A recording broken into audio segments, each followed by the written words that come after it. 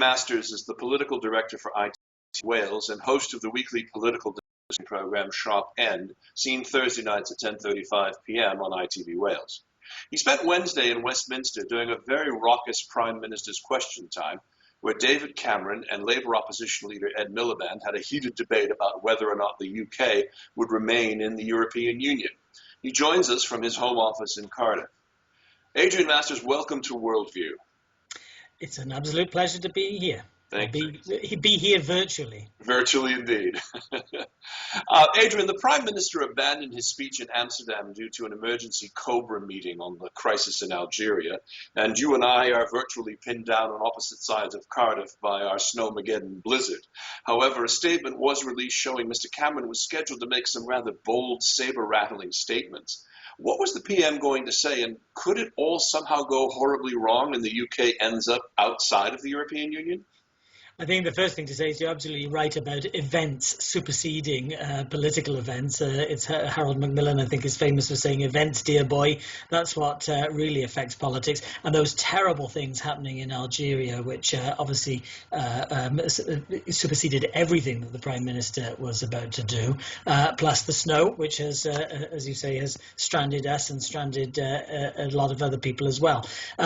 This speech has been months in the planning, if not longer, and has been coming and going, has been arranged for different dates. There was finally pinned down a date for today. And of course, as we now know, he had to postpone it again. And you mentioned Prime Minister's Questions. I'm sure we'll come back to that in a moment. But it was Ed Miliband seized on the procrastination, if you like. But there's certainly the number of times that the Prime Minister has tried to arrange this speech. I think he started his questions by saying, well done, in a very patronising way. As to the substance, yes, you're absolutely right. What David Cameron was going to say, and this, having been prepared, has been widely leaked to the press, was that the British public want to see change in the UK's membership, a change in the UK's relationship, and because of growing cynicism, growing feeling that the EU is something that happens in Brussels and is imposed upon the people of Britain.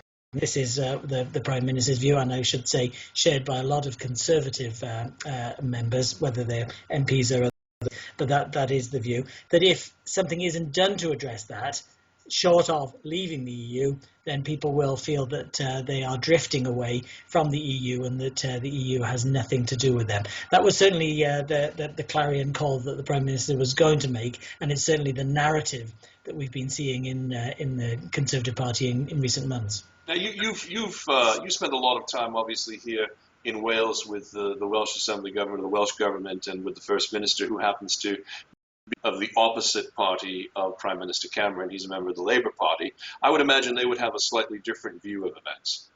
I'd say completely different. I was talking to one senior Labour member yesterday who was saying that Wales as a whole, this is his belief, that Wales as a whole is more Euro fan, I don't know, Euro friendly, that's the term I'm looking for, Euro friendly than Euro skeptic. Now, I think it's fair to say that the Prime Minister might be onto something to say that the UK is, or the British public in general, is becoming more Eurosceptic. That's certainly borne out by polls, if not as much as some Conservative members would like.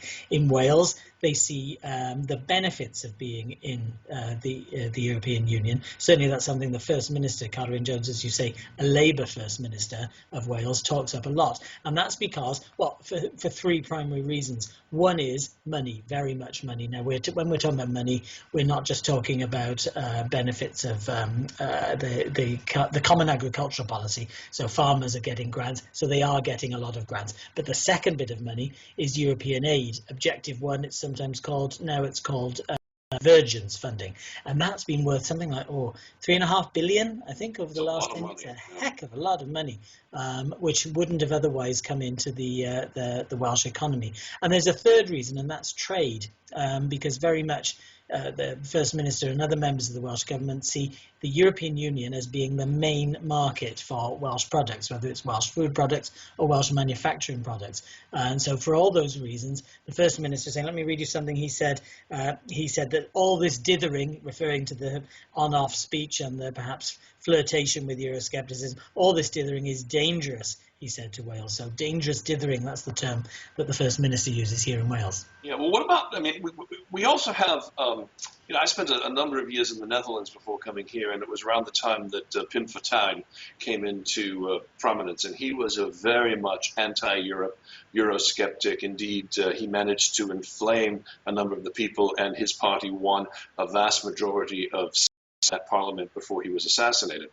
And are we ever getting to a point here in the United Kingdom where I know, for example, UKIP has a very strong feeling about the way in which we should be not so much involved with Europe?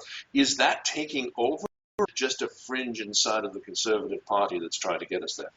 Well, UKIP is very, very interesting because you're absolutely right. It has a lot to do with what's going on in the Conservative Party, and there are a number of Conservatives who are actually probably more or less sympathetic to UKIP than others. UKIP is a separate party, and it generally has been taking votes away from the Conservative Party. So there are disenchanted Conservatives who see UKIP as their home. Here in Wales, we had a poll a few months ago which showed that if there were to be an election tomorrow, then UKIP would probably pick up 5 seats in the Welsh Assembly at the expense of the Conservatives.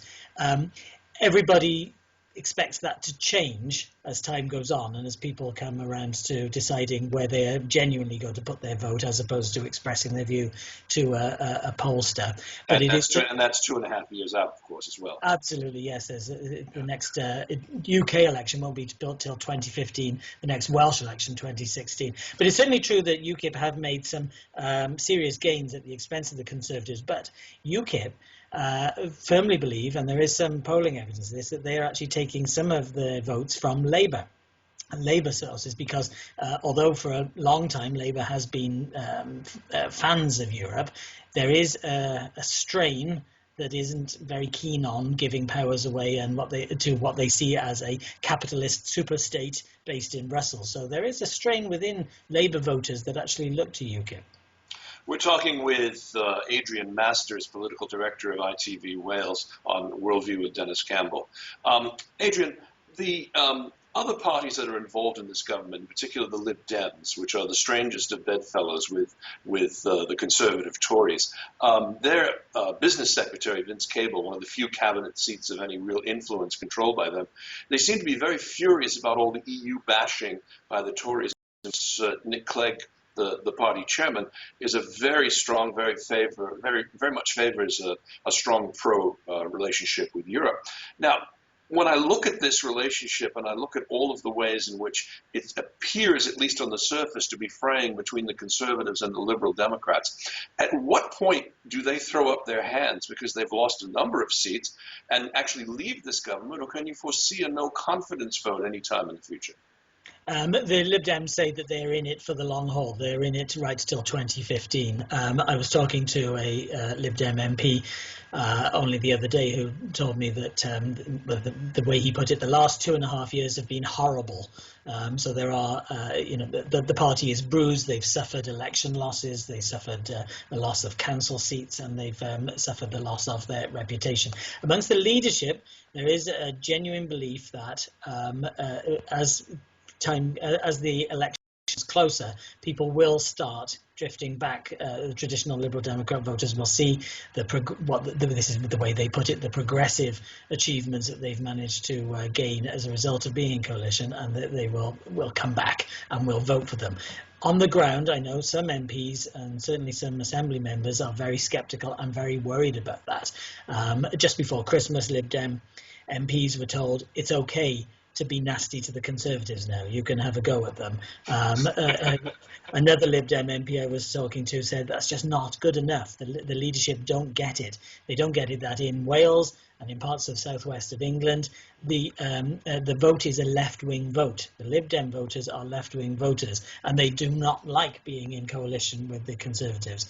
There are some, every party has its divisions, and there are those in the Lib Dem party are probably more sympathetic to the Conservative view and are virtually Conservatives in every other respect. And for those who tend to have some influence in the leadership, that seemed to be, the coalition seemed to be all right for them. But there are plenty of these foot soldiers who want to see things change. Having said that, I don't think there is a view.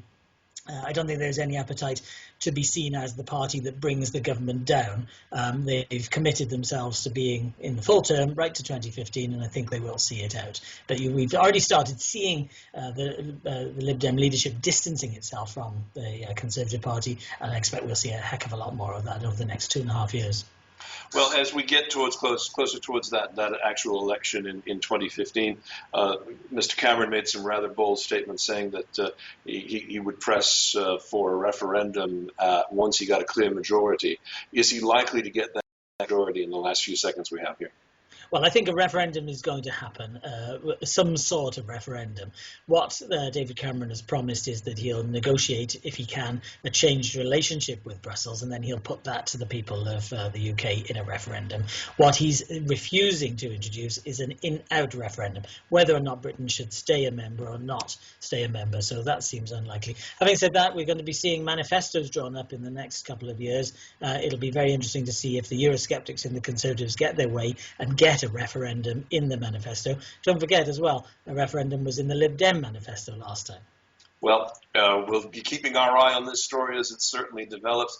We've been talking today with Adrian Masters, the political director of ITV, host of Sharp End on ITV every Thursday night at 10:35. Full disclosure, I'm often a guest there, so I thank you for taking the time to do this today, and hopefully we'll talk again soon. It's a pleasure. I'm going to stay in the warm and just look at the snow now. Thanks again. You're watching Worldview with Denis Campbell.